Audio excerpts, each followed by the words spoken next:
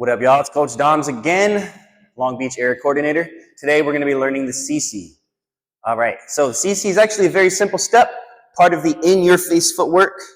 We're going to be going down to our zero position, and once again, we're starting the same way as our hook. We're going to be doing hand down and leg out, right? Once we get into this position, we're always going to be turning over our straight leg. Please don't turn over here. Turn into that straight leg, okay? We're going to keep our knees close together, and we're going to be turning onto our hands. Make sure to use your extra hand. We're turning into a sort of R-freeze position, okay? So we're going to turn over and twist our hips, then come back down on this foot. So we twist, back down, and switch, okay? Our switch is similar to the one we do in our three-step.